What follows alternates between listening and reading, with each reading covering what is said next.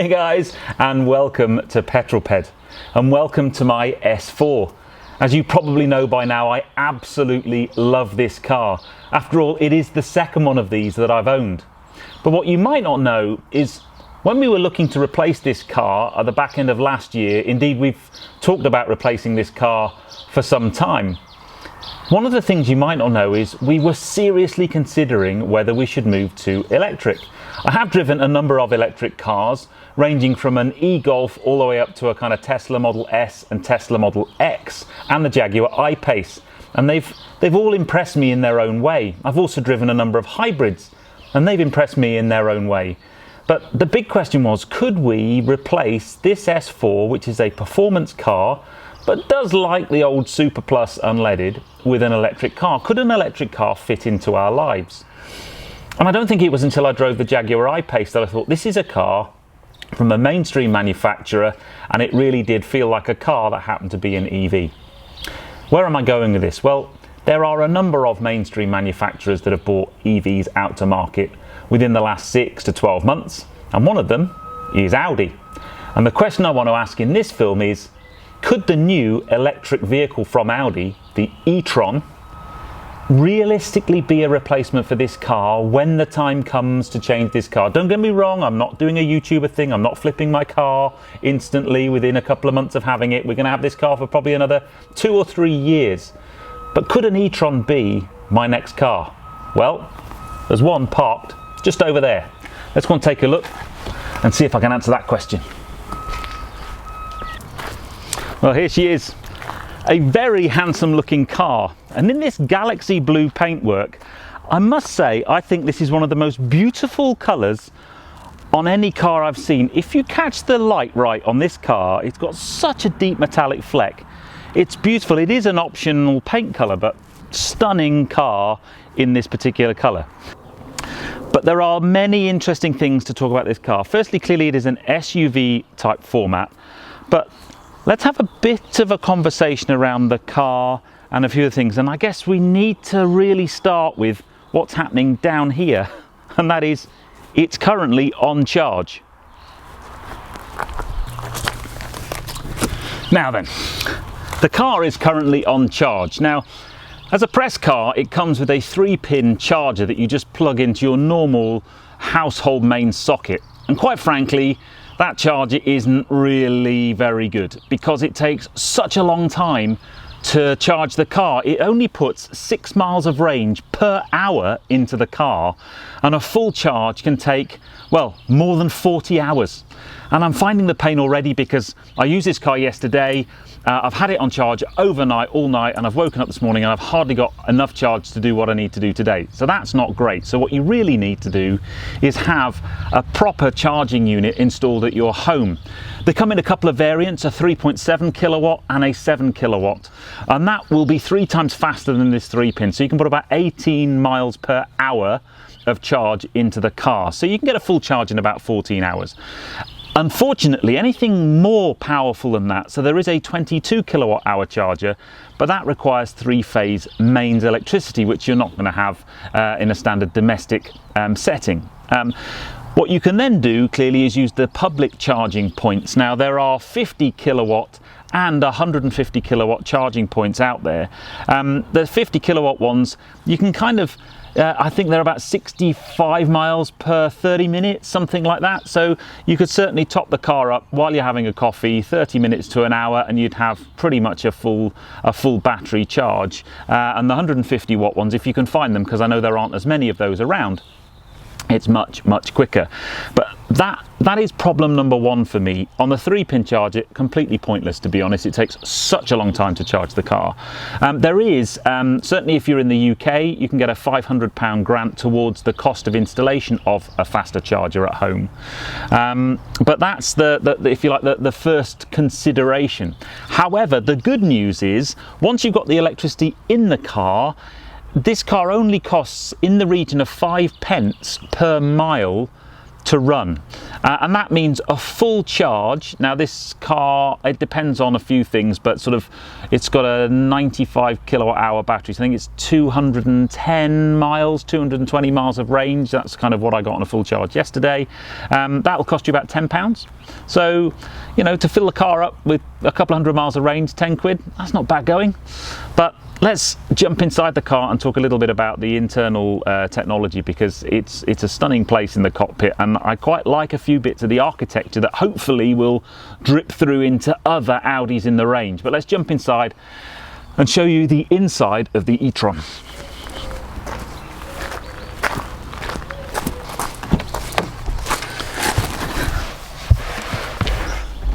Welcome to the inside of the Audi e-tron.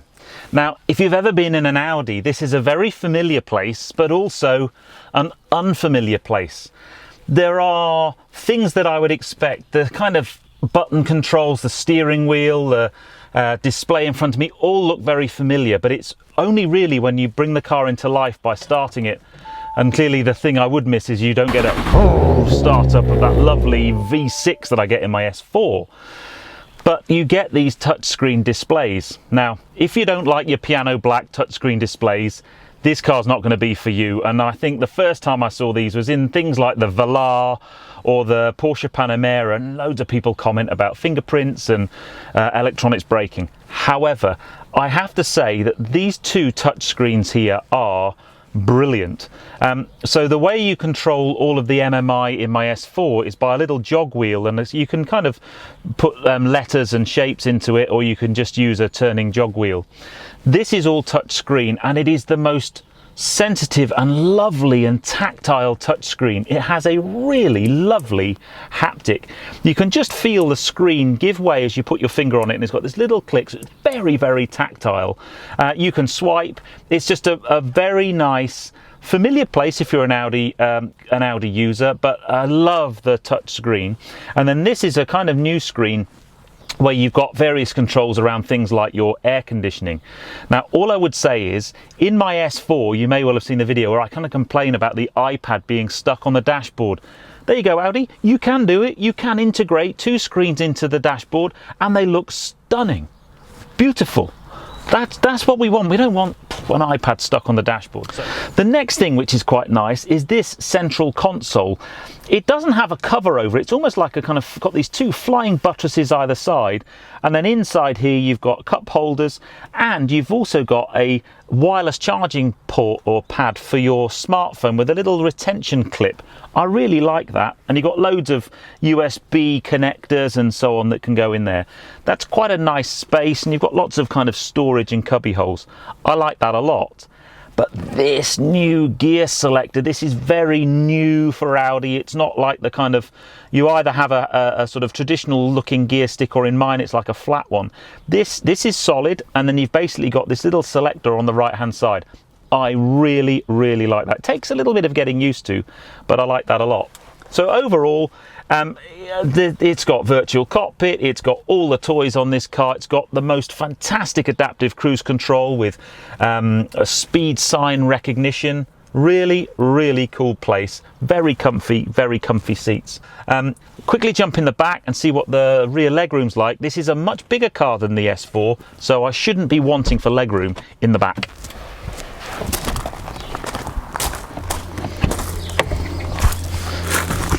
I didn't think I would. Loads of room in here. In fact, it's really spacious and airy. Panoramic glass roof in this car, you know me, for me that is a must spec option in any car. And then you've still got a continuation of that touch screen architecture here. You've got a couple of USB ports down there. Super place to be.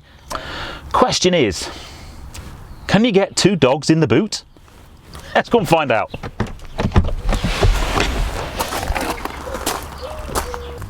Well, this is the most important thing. Could this be a pup transporter?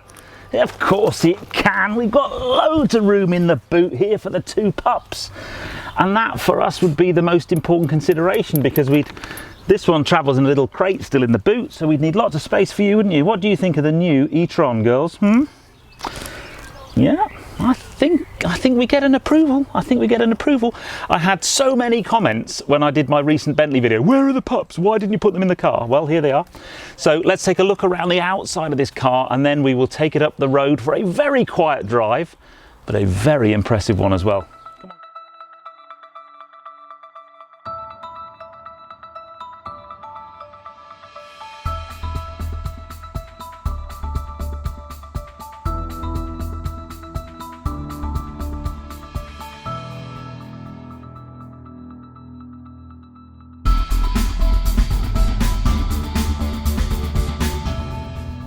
Now, the obvious thing to state as soon as you drive an electric car is they're super quiet.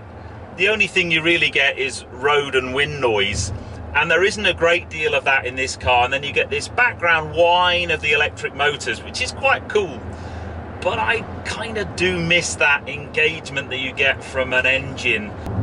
So what I'm going to do very briefly is kind of talk through a few of the things. Now, the most obvious thing to state is this car is it only has one gear, so there's no gears, which is quite interesting, because when I got in the car I looked on the steering wheel and I've got paddle shifters on the steering wheel, and I'm thinking, hold on a minute, it's an electric car, there's no gears.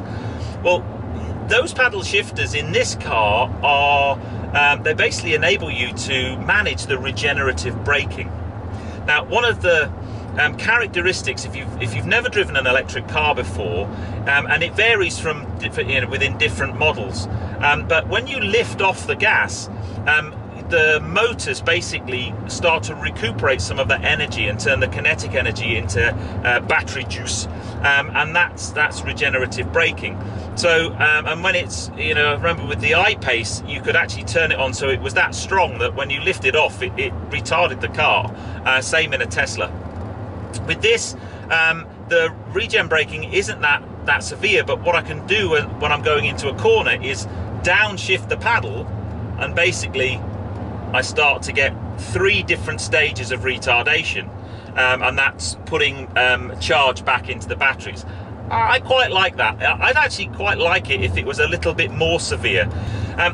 We've also got Audi Drive Select in here, so I've basically got within the Drive Select program a number of different modes, all controlled by this touchscreen interface down here. I've got an off-road mode. I haven't got time to take this car off-road, sadly, but I've got off-road, all-road, efficiency, comfort and auto. I'm in efficiency at the moment, and it does everything it can to give you the maximum range possible.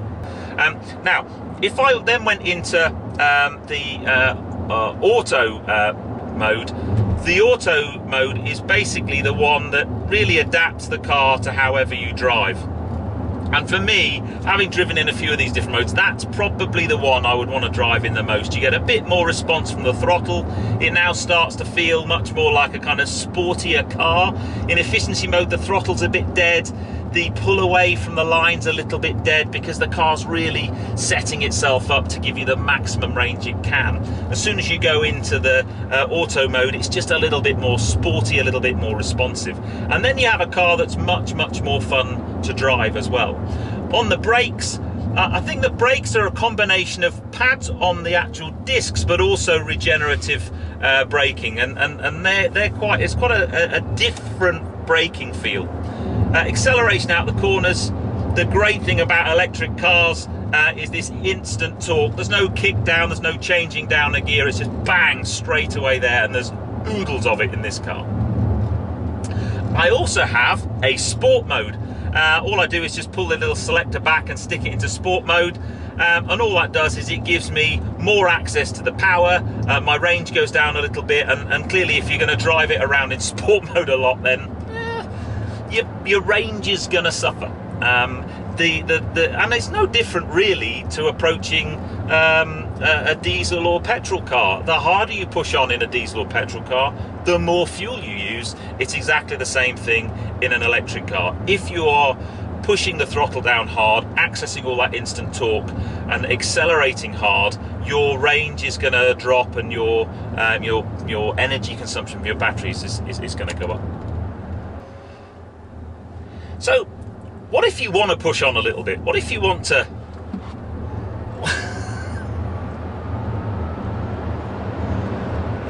it's a properly quick car. The top speed isn't huge. It's just about 120, I think. But you know, in terms of how it feels when you're pushing on, it's a big SUV format, so you know it's certainly not the small, like, nimble sports car, but it has very good road manners. The instant torque allows you to really pull out of the corners. This has got Quattro 4-wheel drive, so you've got plenty of traction, and actually it's a really engaging car to drive, and it kind of delivers you that grin format, but just in a different way. So what are my final impressions of the Audi e-tron, and can I answer the question I posed at the beginning of this video? Could I replace my S4 at some point in the future with an electric car, and if I did, would it be an Audi e-tron? So I guess the first thing to say is this car is hugely capable. It really is. I mean, I'm a big Audi fan anyway, but the technology in here, I love the touchscreen displays with the haptic feedback. I think they are very good indeed. And combined with the virtual cockpit and their ease of navigation and Google Maps integration, it makes the whole MMI very usable and very powerful. So I love that very much. It feels like an Audi. The materials, the cabin, the spec is beautiful. So all of those boxes are ticked. It is a little bit expensive for me. It's kind of, 70 to 80 grand. It depends on how many boxes you tick, clearly. So there's still a bit of work to be done on the cost, because if you think my S4, less than a year old, was just a smidge over 40 grand, about 42,000 quid, new about 50,000 quid. So there's quite a lot more cost in this car. But clearly it's cheaper to run. A full charge in this car is £10, whereas a full tank of fuel in my Audi is currently about £50. The range for a full charge in this is about 200 miles. The range in my Audi S4 is about 350 miles. It depends who's driving. Mrs. Petrol's driving. That's normally about 250 miles to a tank. However, for me, the answer to that question has nothing to do with the car. It's all about the charging infrastructure. And right now, the charging infrastructure, in my opinion, and I would love to know what you think about it, but in my opinion, I just don't think it's there.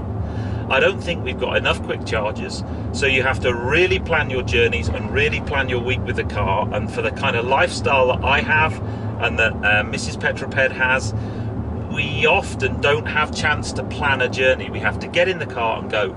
And often that time frame between leaving and getting to the destination doesn't allow time for a 45-minute or hour-long coffee stop. And that's a big challenge.